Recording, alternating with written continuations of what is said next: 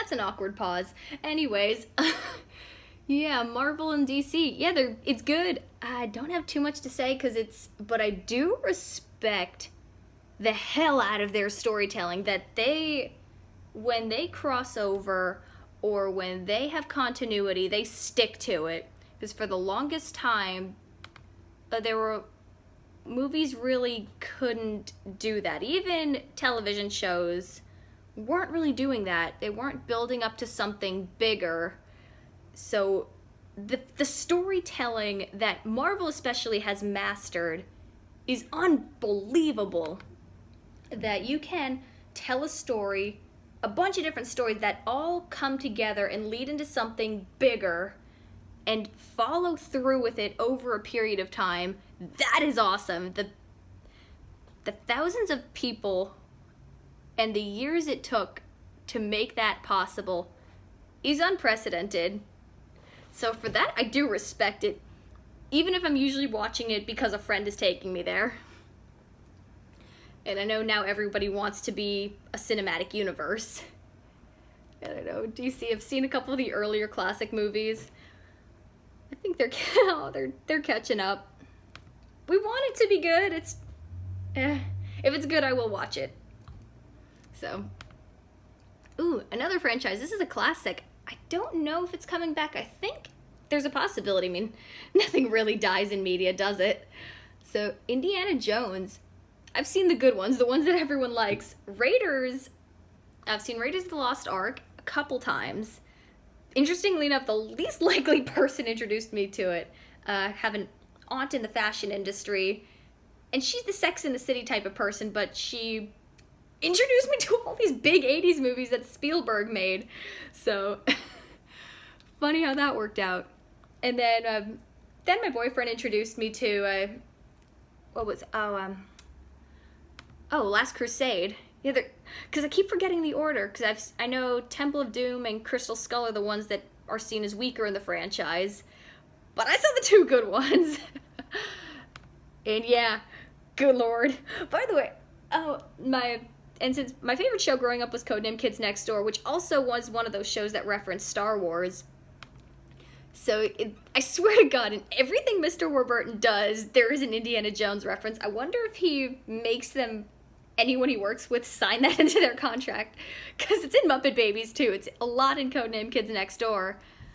Wonder if it's in Pepper Ann. I gotta go back and check. Anyways, Mr. Warburton clearly loves Indiana Jones.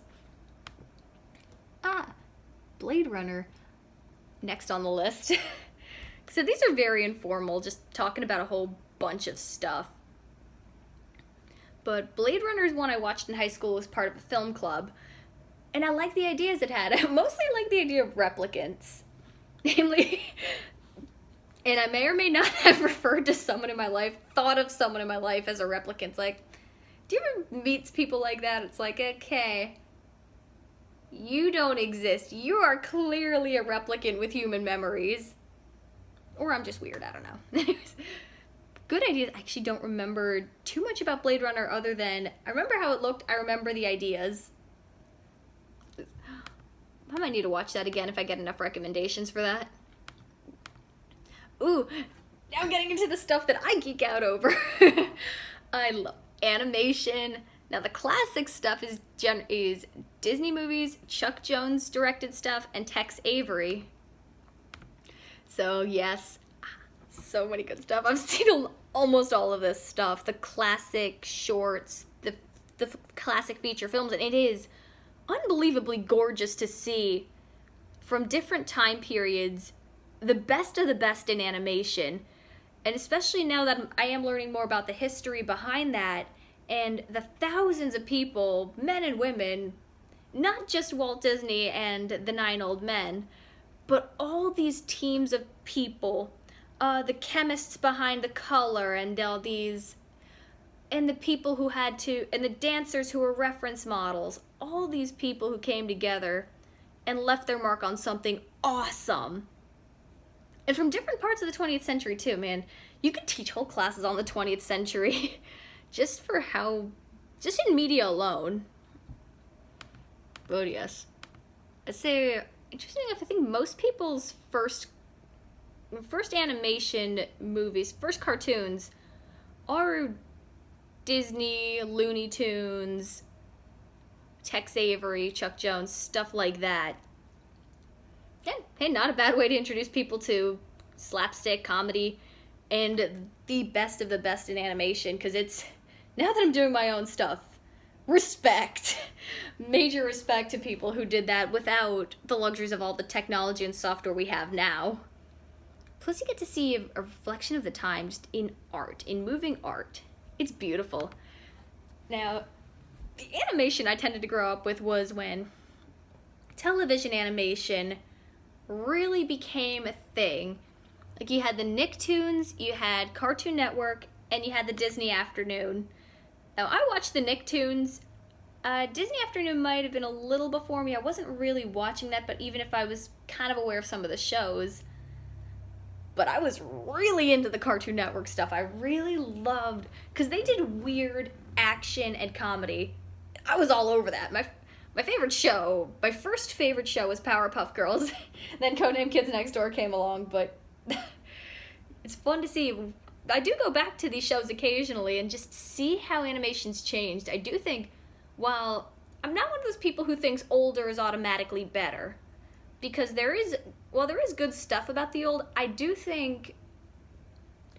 like what we're doing with the newer stuff, it's more serialized, it's building up to stuff, there's continuity. I do like more continuity, especially in animation, because I do think it allows for more dynamic storytelling than what we've seen before. Not that there is absolutely no place for the older stuff and for episodic stuff, there is, and I love it. But right now, I'm really feeling more the serialized take on things, especially in the age of Netflix. And now, speaking of animation, anime, it's another one kind of like Marvel Cinematic Universe in that I did watch a lot, but it's not as much of my thing, but I do see it, how much of a phenomenon this is. Say the three Gateway series, Sailor Moon, Naruto, Pokemon, actually maybe a fourth, Dragon Ball Z. Those were the big ones that most people knew about, and then from there you learn about all the other stuff. You know, Cowboy Bebop, the Death Note, Full Metal Alchemist. So, but a lesser known one I don't think had as much of a fan base is Yu-Gi-Oh! That was a thing for a while. I'm sure people are remembering that. Remember, in my school, Pokemon cards got banned in 2nd grade, and Yu-Gi-Oh! Cards got banned the year after. And it's almost always because of one kid who got ripped off in a trade, and then his mom complained to the school, and then no one was allowed to do it at all. It's like, god damn it, the one person ruins it for everyone.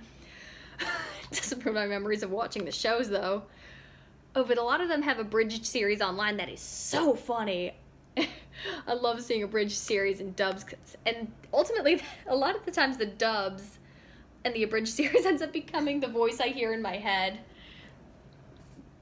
Now, for the stuff I haven't really seen as much, so I feel like I can really earn more nerd cred, I am in the process of watching Firefly, but I do need to watch Battlestar Galactica. That's another one I hear is very, very big, but I have not seen it.